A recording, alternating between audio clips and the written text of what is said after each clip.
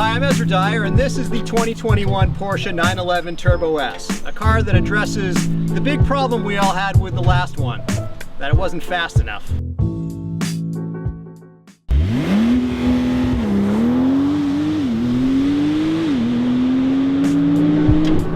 Center lock wheels, you probably don't want to get a flat. I don't want to run over this shell casing because you need a torque wrench about yay long to get that off. Okay, so what's new with this car? Carbon ceramic brakes, now standard. Horsepower is up to 640. Torque is 590 pound-feet, and you can have all of it all the time, whenever you want. There's no overboost. It's 590 whenever you want it, which means that when you activate launch control, you get a 0 to 60 of 2.6 seconds. Is that quick enough?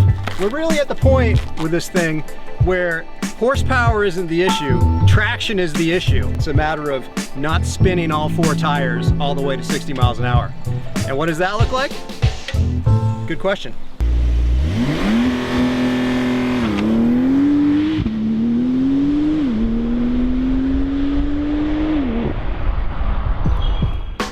Top speed is now 205 miles an hour. This is the rare car that the speedometer goes above 200 and you actually need that bit that's above 200. So, active aero. Now the Turbo S has a chin spoiler that extends in the front, and then this spoiler rises up in the rear.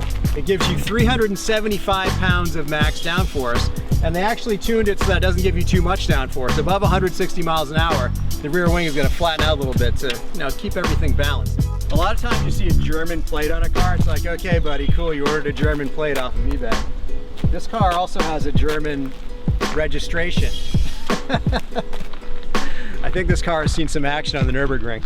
If you want an idea of how wide this car is, how flared those rear fenders are, they collect bugs.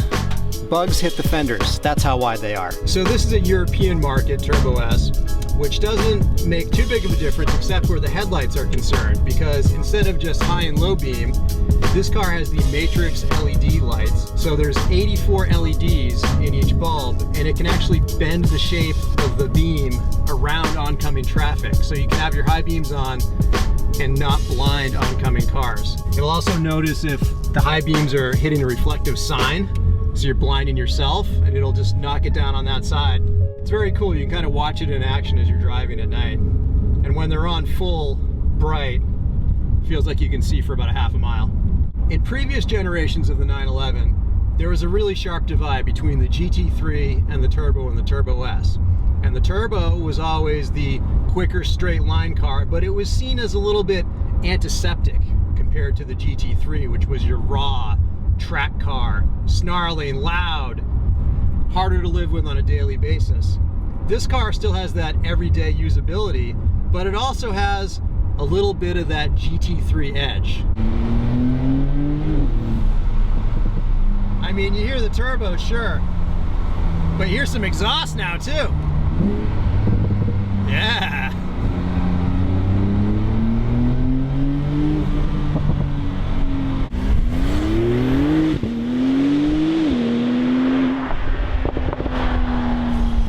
With a lot of cars that have launch control, it's kind of a process to get into it. They don't want you doing it by accident, and really they don't want you doing it, period. 911 Turbo S, here we go, we're gonna stop.